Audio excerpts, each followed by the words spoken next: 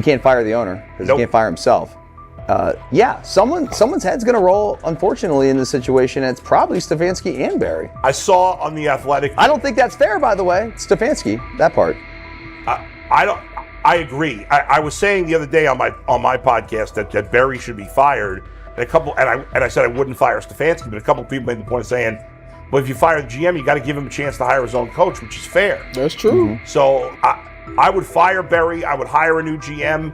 If that GM thinks Kevin Stefanski's a good coach, wants to stick with him. Right. The situation in Cleveland has escalated with the NFL. Sources indicate GM Andrew Barry is prepared to move on from head coach Kevin Stefanski if he refuses to elevate Shedeur Sanders. The Browns are weighing a major quarterback change. Leadership appears to be aligning behind Sanders and pushing for immediate action. This is a high-stakes decision about control and the team's direction. I think it's unfair for me to comment in I guess, maybe on behalf of the industry. All I can say is this, the time that we spent with Shedeur, and what he's done throughout his college career is impressive. He's an impressive young man. He's a really good quarterback. Sometimes, fit comes into play. And I'd also say this, there are 4 more rounds of the draft. And then maybe lastly, it's less about where you get picked and what you do after you get picked. That's really the most important thing. Getting to know him over the course of the spring, he has a ton of resolve. Andrew Barry appears to be at a breaking point. Pressure from fans and within the organization to play Shedeur Sanders is intensifying. Barry is pushing for a move towards Sanders, while head coach Kevin Stefanski remains cautious about altering the depth chart. The divide is clear. One side wants acceleration, the other a measured rollout. The organization is under heavy scrutiny, and the focus has shifted to when, not if, Sanders sees the field. Has the 4th highest odds of any head coach this season to be fired. He's clearly on the hot seat. It's been a discussion for really a couple of years now, dating back to last season's 3-win season. And he's always had kind of hot and cold seasons. And now the sports books are saying he's 4th on the list. Number 1 is Mike McDaniel of the Miami Dolphins, Brian Dable of the Giants at 2, Shane Steichen at 3, and there is Kevin Stefanski plus 650 to be fired. This has moved beyond tension to outright stubbornness. Rather than elevating Shedeur Sanders, the staff has chosen Dillon Gabriel. The current depth chart looks less like a forward plan and more like resistance to change. Fans have been clear about who they expect to see, yet the organization keeps delaying. Every week without a real evaluation of Sanders slows development and blurs accountability. Cleveland is choosing a conservative approach when a decisive decision is needed, sending a message of uncertainty to both the locker room and the city. Now being the 3rd-string quarterback for the Cleveland Browns, was that so much was made out of unbelievable. He actually made the team as the 3rd-string quarterback. Like that was a big deal. Like that was somewhat of a surprise to a lot of people. He should have been the first pick in the draft. Kevin Stefanski appears to be doubling down to validate his approach. Despite sustained demand from Browns fans to see Shedeur Sanders reflected in chants, merchandise, and constant discussion, he continues to keep Dillon Gabriel in front on the depth chart. The decision functions as an assertion of control rather than a response to momentum. Even with clear signals from the fan base, Stefanski is staying with Gabriel and delaying a full evaluation of Sanders. It is a deliberate choice to maintain his plan and pacing, not to accelerate change. Cleveland is prioritizing continuity over recalibration, keeping any transition to Sanders on hold. But yeah, I mean, the Browns are in a tough spot. They have wasted. You traded a ton of high draft capital to get Deshaun Watson. You've gotten nothing out of Deshaun Watson and missed an opportunity. Like, who knows who they would have drafted. Now, maybe they would have screwed up those picks and the Browns would still be in bad shape.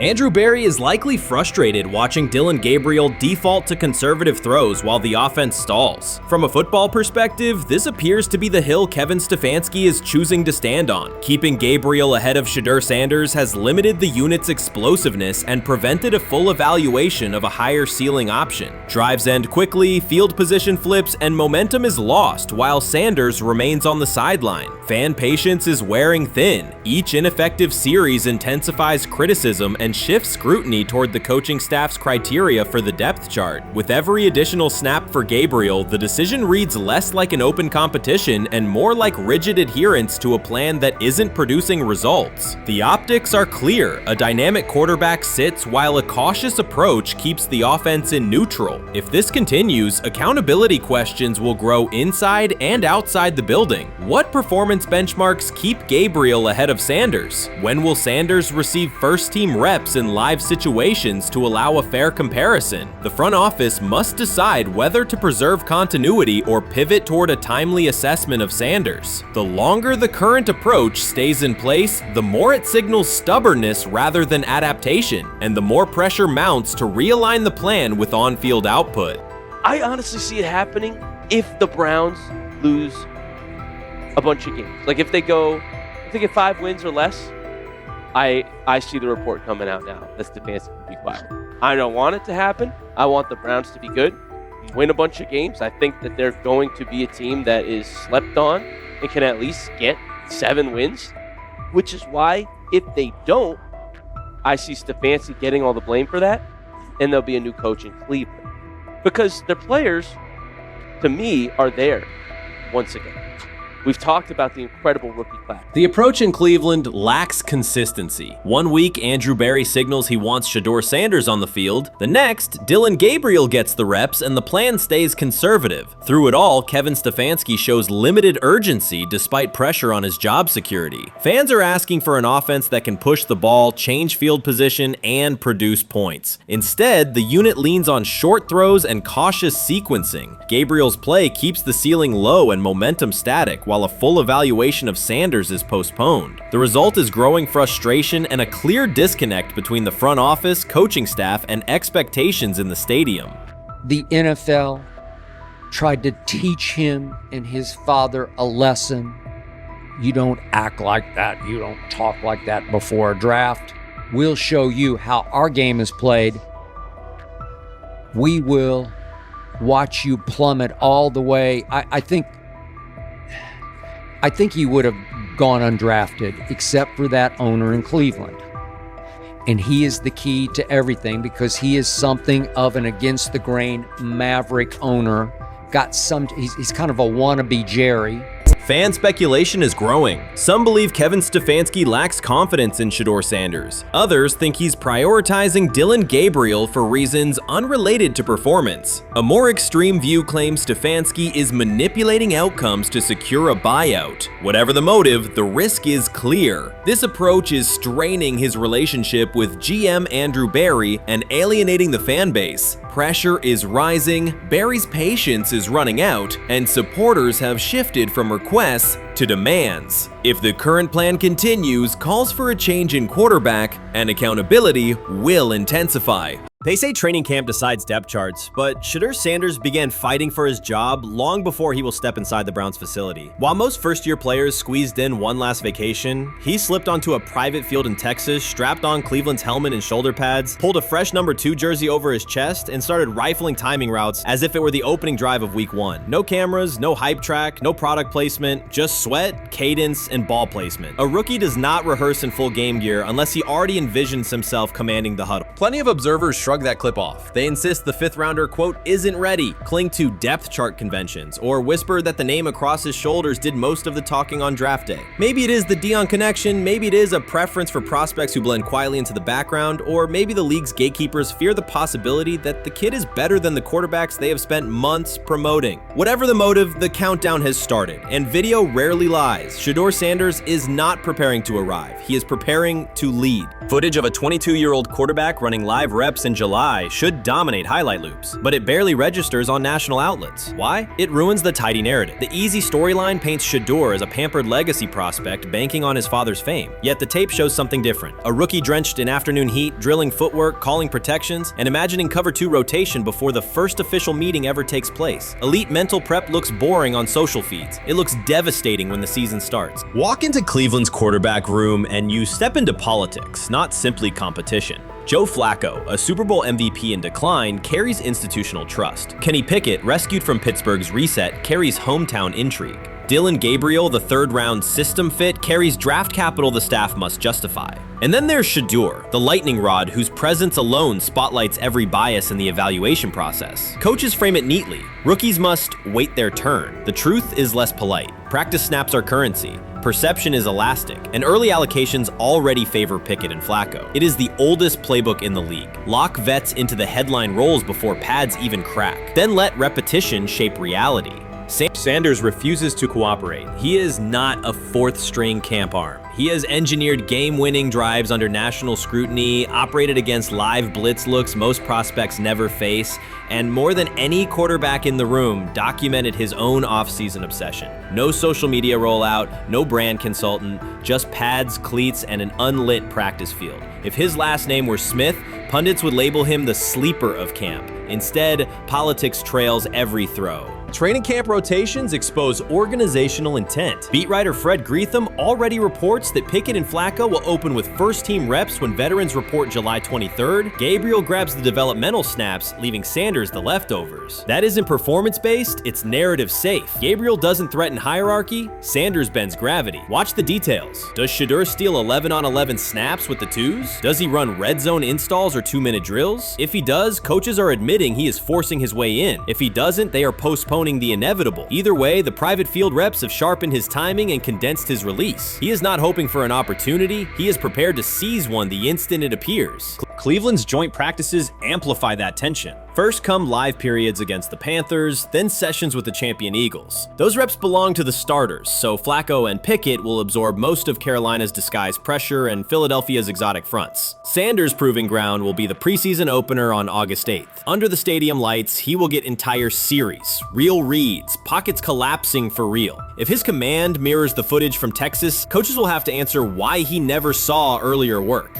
Reps are scarce. 10 padded practices separate veteran arrival from game 1. Even an even split, something that never happens, would hardly suffice. Instead, the staff will funnel snaps toward the comfortable choices. That strategy can bury a rookie, but it can also spark an eruption when limited opportunities turn into highlight drives. One flawless touchdown march in the second half of a preseason game, and the dog pound will chant his name. Then the staff's narrative control evaporates. Criticism of Sanders has never matched the scrutiny applied to his peers. Analysts nitpick a ball pat, a foot angle, a pump fake, Pickett's inconsistency, Flacco's diminishing velocity, Gabriel's college system crutches. Discuss politely, if at all. With Shedeur, the critiques arrive as coded doubts. Does he rely on the family brand? Is he coachable? Can he stay humble? That double standard is as old as the league's resistance to outspoken black quarterbacks. Add Deion's unapologetic persona, and each Sanders rep becomes a referendum on establishment comfort levels. Shedeur answers not with rebuttals, but with work. Work captured in silent footage more deafening than any debate show monologue.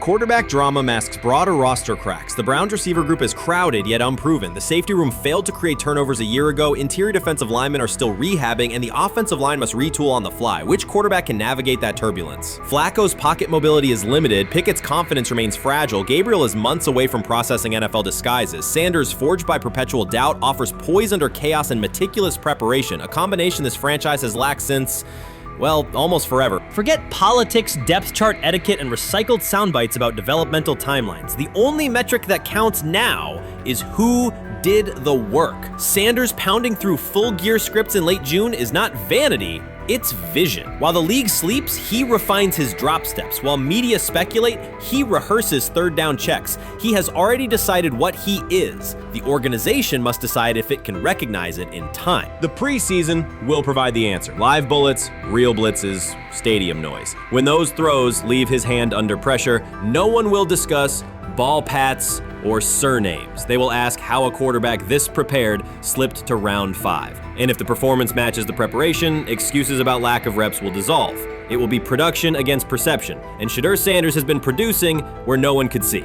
Ready is the wrong word. He has been ready. Shedeur Sanders doesn't ask for excuses. He hasn't blamed limited reps, patched together receiver groups, or fourth-string offensive linemen struggling against Cleveland's second-team defense. He shows up, works, and demonstrates why he belongs. On day 3 of Browns training camp, for the first time since OTAs, he finally received something close to a fair opportunity. He lined up with the second unit during an 11-on-11 period and made the most of it. In 8 plays, he did what he typically does when given a chance. He executed. He went 2 for 2 on a quick series, finishing with a decisive throw to tight end Blake Whiteheart that immediately caught the sideline's attention. There was no hesitation in his drop, no unsettled feet, and no panic. Just firm, accurate timing and clean operation. It raised an obvious question. What has taken so long for the Browns to evaluate him with a functional group? The story isn't only about one throw, it's about the delay before it. Sanders has been the guy for most of his football life, commanding high school programs, starring in the Southwestern Athletic Conference at Jackson State, then operating under national attention at Colorado. For the first time, he's been told to wait. He has treated that reality as part of the job rather than a setback. He has prepared like a professional since the moment he arrived, and on the 3rd day of camp in heavy heat, he let the football represent his case. While coverage focused on the veteran presence of Kenny Pickett and Joe Flacco, Sanders made an impression with minimal volume. The difference with the second team was immediate. Protection held up, routes were on schedule, and progressions unfolded as designed. Within that structure, he looked like the quarterback who led efficient offenses at Jackson State and Colorado. Calm in the pocket, decisive in his reads, and accurate to tight windows. This was not simply a good practice period, it was a clear statement. He was not just operating the script, he was directing it. The timing was sharp, the reads were clean, and the seam throw to Whiteheart was a high-level anticipation throw, professional in placement and pace. The narrative around Sanders should reflect that when he is placed in a workable situation, his strengths are visible. Early work with 4th unit personnel included protection issues and unreliable spacing. With the 2nd unit, those variables stabilized and his work looked consistent with his resume. The performance supported a straightforward conclusion. The evaluation should move forward with higher quality reps. Sanders has been explicit about his approach. He does not request special treatment. He intends to be prepared so that when an opportunity appears, he can step in without a drop-off. He has said he wants to be ready for anything and not offer explanations after the fact. That mindset fits what teammates and coaches have observed. A quarterback focused on the assignment, not the conversation around it.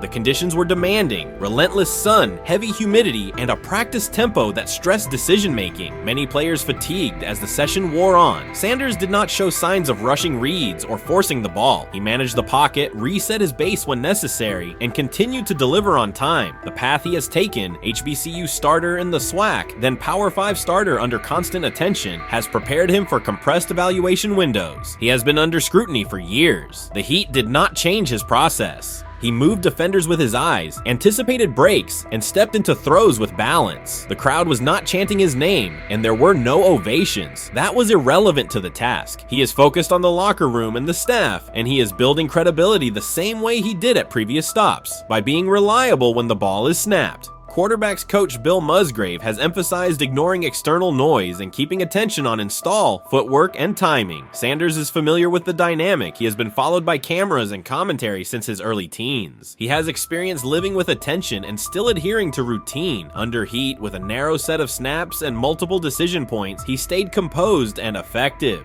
2 speeding citations, 91 miles per hour in Brunswick and 101 miles per hour in Strongsville, became national items. General Manager Andrew Berry characterized the decisions as not smart and stressed that it's not only about driving fast, but about the safety of others. Sanders accepted responsibility, stated that he learned from the incidents, and said he would follow the rules. The attention to those citations did not alter his daily schedule or his practice preparation. He arrived early, stayed engaged, and kept the discussion centered on work.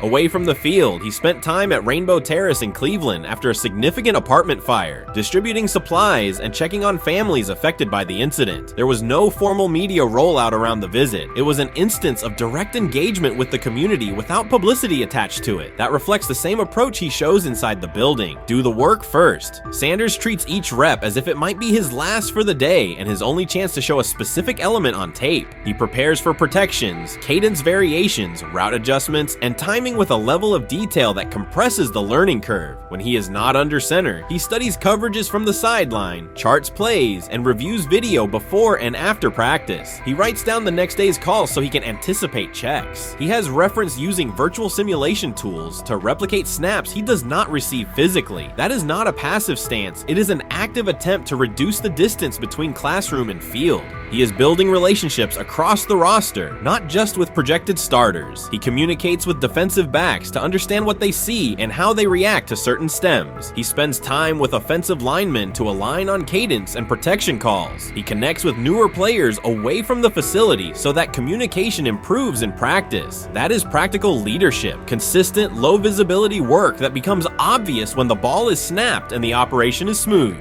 3 days into camp, a central question remains. Why hasn't he taken a first-team rep? Flacco has seen work. Pickett has seen work. Dylan Gabriel has been cycled in. Sanders has remained behind all three on the depth chart while producing efficient periods when provided stable support. Head coach Kevin Stefanski has not publicly detailed the plan for distributing first-team snaps among the quarterbacks. When asked, Sanders answered that it is not his place to comment on rotation decisions. That response aligns with his day-to-day conduct, respectful, professional, and centered on the next assignment. The staff is managing a room with a Super Bowl MVP, a former first-round pick, multiple rookies, and a new set of combinations on the offensive line. That creates a set of decisions about exposure, pacing, and evaluation windows. Within that context, Sanders has presented a clear case for additional evaluation. He has shown he can execute the offense as designed when the variables are standard. Musgrave has a long-standing connection with the Sanders family through his time as a teammate of Deion Sanders in San Francisco. That familiarity supports direct communication. It does not guarantee anything about the depth chart, but it does help streamline teaching, feedback, and expectation setting. Inside the defensive back room, veterans such as Denzel Ward have provided perspective on timing, leverage, and eye discipline that Sanders has incorporated into his preparation.